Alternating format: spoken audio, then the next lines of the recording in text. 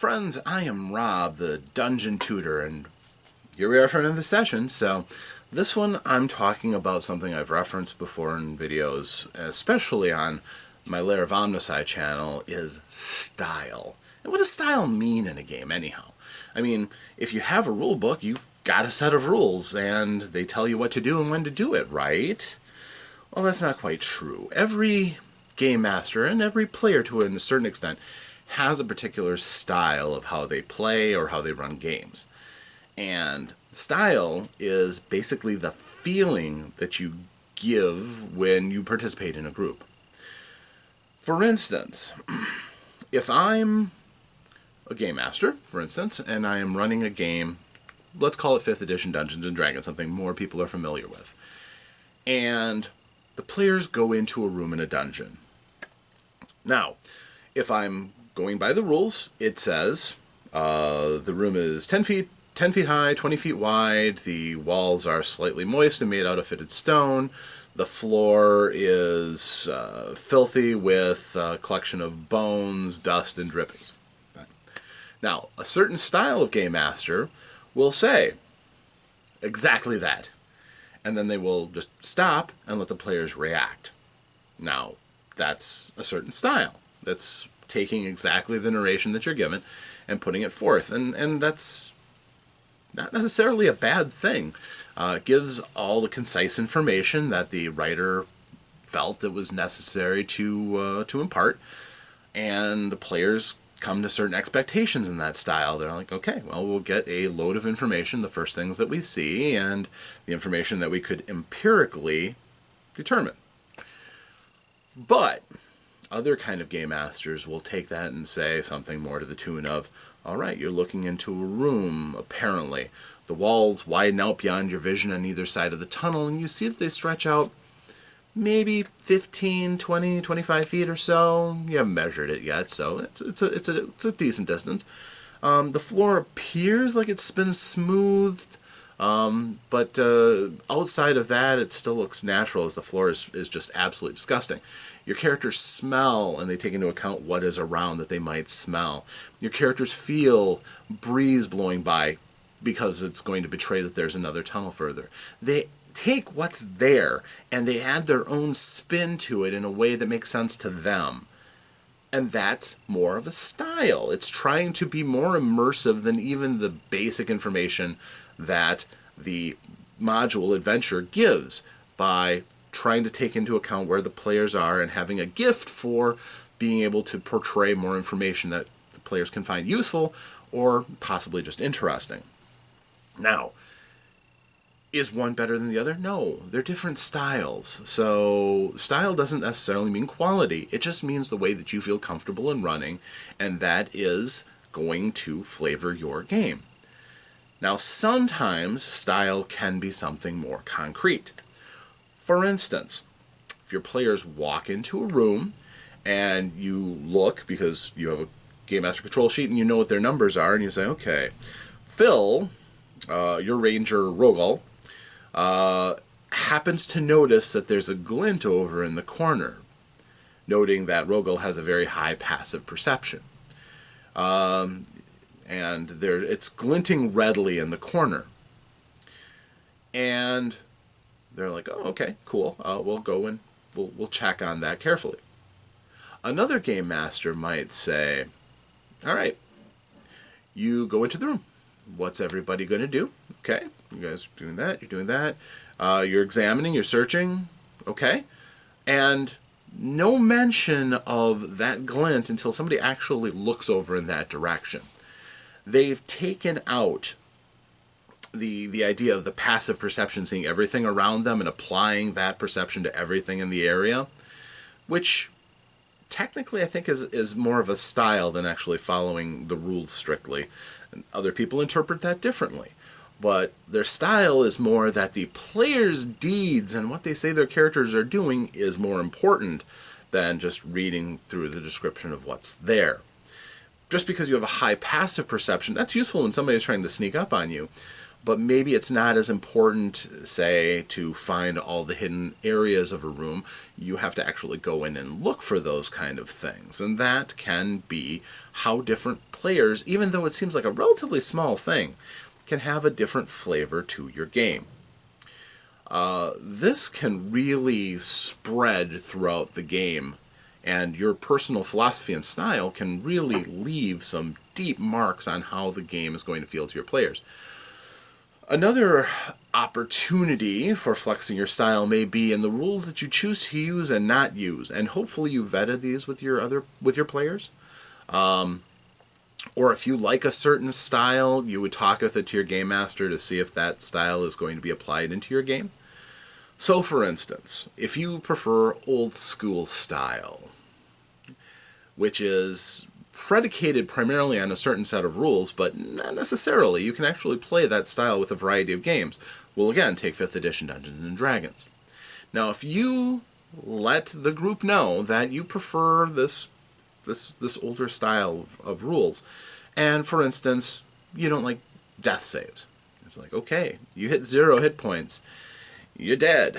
That's how it goes. But your characters have generally a fair amount of hit points. Your averages are better than they were back in the old days, and you have all these marvelous skills and things. So maybe you're okay with that. Maybe, the possibility of character death being a little bit more likely, you're fine with. Maybe you have a matrix that makes character creation faster so that you don't get a chance to be as attached to those characters. Maybe you just roll randomly for backgrounds and things, and don't worry about things like goals and bonds and motivations. You'll find through good roleplay that you want to reward players with inspiration if you use that mechanic. This particular style means that your characters, by design, are going to be quicker, faster, not feel like they are an integral part of the story that must be there in order for the story to make sense, but instead are happenstance adventurers that get by because of your skills, less so than the story is carefully crafted to unfold before their very eyes, as is more common in an adventure path scenario. Maybe you also like the idea from, again, old school, that, again, the players' actions matter more, and then that example of using that passive perception only applies as a target number that enemies trying to stealth on you have to hit. After that, it's still going to completely rely on you seeing and doing things. And maybe you're the kind of game master who says, okay, you've just described out to me what your character does, so there's really no reason to roll for it. Your character succeeds. And you'd be like, but I have a really good skill in that. Yeah, and you succeeded. You just did a fantastic job, and because your character is so skilled, I see no reason to even roll dice for it. Congratulations, you did it. Let's move on. That's style. I can't tell you how many times I've played games, and it's like somebody beautifully narrates what their character does, and the game master goes, okay, roll for it, and they roll pitifully, and they're like, well, you had every good intention of the world, but, it didn't work out the way you wanted it to. And I do that sometimes myself. Again, styles are rarely right or wrong. They're oftentimes a very just a view of how the rules should be implemented, or which rules are even all that important. And style is something that you just kind of feel once you get into the game with someone. Now, sometimes it can also be because, again, they explain that there are certain rules they aren't going to use, or rules variants that they prefer, and that can be a good clue, too. But if you do have a style that favors a certain type of way of implementing rules or things, it's important to be upfront with players that you've never played before. Because, again, their expectations might be that you are going to use rules exactly as they stand, and that may change the choices that they made for their character creation. Of course, with pre-generated characters, you don't have to worry about that as much. So conventions and one-shot games, that's not really as much of an issue. But it can be important for you to feel comfortable in the way you're playing and in a way that makes sense to you. And that will affect your entire world and the experience of anybody who's playing in your game. So, something to think about, certainly. And again, there will be styles that you will prefer. You'll cultivate your own style. And styles, by the way, I've talked a lot about game masters. They also impact the players too. Players have their own styles. You often hear me talk about narrative style versus simulation style, meaning you, as a narrative style, prefer to, more freely explore the story and not concentrate as much about the minutia of details and precision in your rules portraying every single thing that can happen. You'd prefer, for instance, something that makes sense to the story, not necessarily something that has to be plotted out by rules and figure out which rules support that outcome or always have to go for a particular outcome in a story. And somebody who wants to simulate their world, then they're going to be more focused on the rules that allow that world to come to life and make sense to them. So that could be a corner piece in style. And oftentimes one of the first things that you really notice in a person's style, do they favor narration? Do they favor more of the challenges in the role play of it, as opposed to the challenges in the survival of it and advancement through it? So yeah, and style, again, it's really kind of tricky because there's no right and wrong. Again, a style is what you want to do in your game and how you make sense of the game world and rules working together. And there are going to be some styles that just don't work for you. Sometimes you'll really have an issue with a person's style, and it just kind of grates. If you're used to a narrative style and somebody comes out with this with a very, very by the books simulation game, you can struggle to entertain yourself in a situation like that. Even if it's masterfully run, the person knows all the rules, they set up very interesting and varied encounter challenges, great. But if you're not getting what you want out of the game, that can be a challenge. It really can. Adapting yourself to other people's styles is a lot harder than just learning a new set of rules in many cases. Now, you can run games badly. You may bollocks the rules all up, and it's not a matter of choice. It's a matter that you didn't bother to learn the rules or you never really understood the rules. That's different. That's not just doing it for a sake of style. That would be like having a book that's barely edited or edited with bad grammar involved and saying, it's just a style. No, it's not. It's just bad. So it is possible to run games badly. And that's not really what we're talking about here. Again, we're talking about what somebody conscientiously decides, or sometimes subconsciously. You get used to your style and you just kind of fit into it, sometimes no matter what game you play. And it can be a challenge for a game master to explore different kinds of styles. We'll talk about certain styles at various points, but I just wanted to kind of give this overview on exactly what style is, how it can work, and how it can change your experience within the game. Something to get used to if you are going to go to conventions and play with strangers is that not everybody shares the same style, and sometimes a given scenario may require a style, maybe one that you're not as polished on.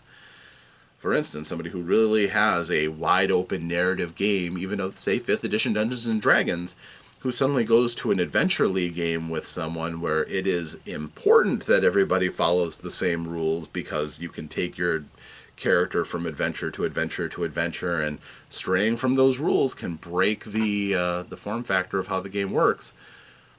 You might find yourself really kind of having a rough time. And I can speak from experience on that. So, for the record, my style is somewhere in between. I do like rules. I do like having reasons for things and players to have expectations on how we can resolve certain issues. But I do like to have the narrative control to be able to let the player sometimes exceed those or transcend those kind of rules in creative and interesting ways that makes the game run more smoothly and more entertainingly for everybody involved. So I generally find that I find few people who have a real problem with that, with the exception of the odd person who's a real stickler for the rules. Sometimes they may not like the fact that I'm okay with transcending the official rules from time to time. But that's my style. So, I hope this helps, and I hope you can kind of come to grips with it. It's far more than just which rules you're following. It's sometimes why you follow certain rules and how you follow certain rules, and the Game Master's role is arbiter of how rules are interpreted. And interpretation, there's a vast galaxy of choices for how certain rules are implemented and interpreted, so at least in most good games. So, thank you very much for joining me for this session. Of course, if you have yourself any experiences with styles or questions about particular styles versus an experience that you have, feel free to leave them in the comments below, and I'll happily respond, maybe even make a video of it if you want to delve into this particular topic. And if not, I hope you were entertained by the idea, and maybe can keep an eye out for the different styles that you might encounter on a day-by-day basis. So, thank you very much. I'm Rob, the Dungeon Tutor, and until next session, I will see you on the internet. Thank you, and farewell.